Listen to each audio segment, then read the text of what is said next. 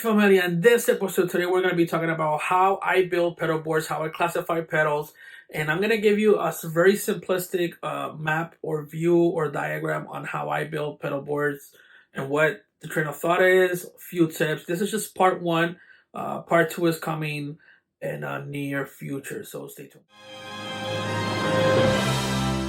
What is up, bass familia? Welcome to Hero Bass, a place where we talk about bass, string, music, related topics. My name is Norb, and I hope you're all doing awesomely well. Familia, in today's episode, we're going to be taking a look on how to build a pedal board for bass. How I classify pedals, how I organize them, what things should you know when you're building a pedal board, what things you need, what things you should consider having on your board. For the 5 categories of pedals, this is the way I organize the pedals, and this is the way I structurize them.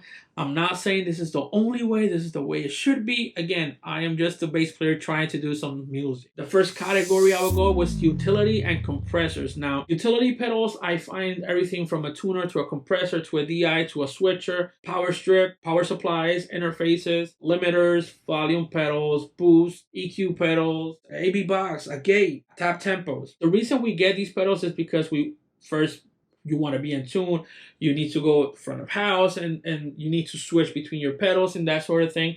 So these are the pedals that are not the most attractive pedals to get, but these are the ones that help us. These are utilities. My second category is what I call pitch shifters, and in there I have octaves, synths, harmonizers, envelope filters, that sort of jazz pedals. Pedals that make your instrument sound like a different instrument, or that take your instrument and make it sound higher in pitch or lower in pitch, or harmonize with thirds, fifths, sevenths, or sixths, or whatever it is. Anything that makes your bass sound any synthier, that type of stuff is what I include in the pitch shifter category. Third category is the gain staging. And I call it gain because we're going to have tube sounds, we're going to have drive, we're going to have overdrive, we're going to have distortion, we're going to have fuzzes.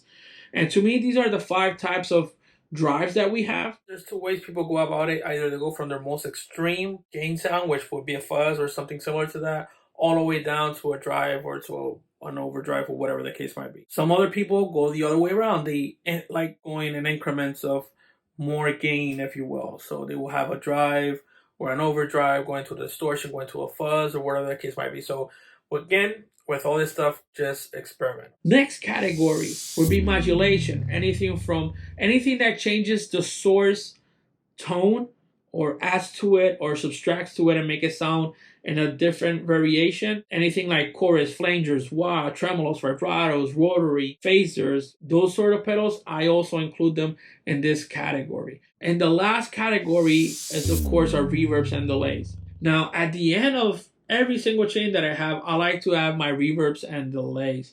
Typically, I run delay and then I reverb my delays in that way. So I hit the reverb, I have the multiply notes, right? I have the delay signal going on into the reverb, and then the reverb activates, and every single one of those notes gets the reverb effect. Now, if you have it inverted, you have a reverb signal that's going into your delays. It might sound a little bit washy. It might sound, I don't know how to compare it with, but it might sound a little bit different. So again, you don't have to follow these rules the way I'm just laying them down. This is just the way I do things. You can experiment different ways with all of these. One thing I didn't talk about in the video was cab sims and emulators and amp emulators and stuff like that. I don't use them that much. Typically when it comes to bass, most of the places I've been working on or I've been doing on is pretty much pedal board straight out to front of house with a DI or whatever. There are plenty pedals out there that do the amp emulator or whatnot, but I like to treat those as an amp themselves, referring to like pretty much having like an amp on the stage. Pretty much it's just that. Typically these will go at the end of the chain, summing everything up. Sometimes they have effects loops and you can send your reverbs and delays through there. I didn't include it in that category because I personally don't use them that much. You have great products like the Line 6, like the Helix, and those great pedals, they do amazing. A lot of people just have them at the end of their chain. It sums everything up and then it goes straight to the front of the house. So just a quick note on that. When it comes to building a pedal board, we have to be aware of a few things. One of them is the order in which all these pedals go. The first thing I like to have in my chain, I like to have a tuner right when my instrument goes in, followed by a compressor. And then after that, I might add a switcher. Another thing you can add at the beginning is an interface, because your ins and your outs go through that interface.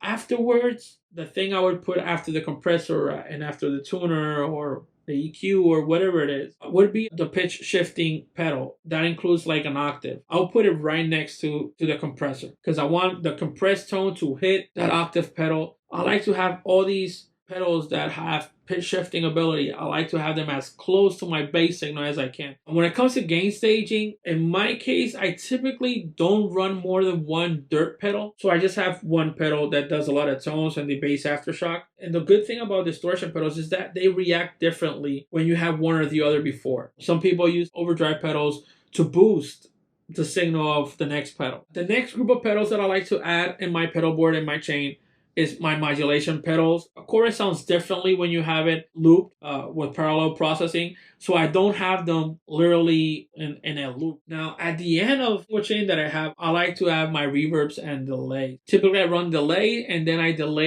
reverb my delays in that way. So I hit the reverb, I have the multiply notes, right? I have the delay signal going on into the reverb, and then the reverb activates, and every single one of those notes gets the reverb effect. After the reverbs, I go back to my utilities. I like to add a DI or a preamp pedal that I can go straight to front of house. And that's mainly how I organize all of these. But again, there's no set rules in stone for this that you should follow. Just experiment. The premise of this entire video is for you guys to experiment with everything and anything we have in this board. People, in the near future, I'll be making a follow-up video to this one, and I'm going to be making a pedal board right there and then with everything starting to scratch, essentially. It's going to be here in the near future, so stay tuned. So bass familiar, with all that said, I just want to say a huge thank you guys for staying tuned in this video. Just want to say thank you for the support. If you haven't yet, please check us out at RealBass.com. I hope you guys enjoyed this video. Any questions, drop them in the comment section below. Bass familiar, with that being said, I just want to say thank you guys from the bottom of my heart. Thank you for checking out this video, and I will see you guys, in the next one.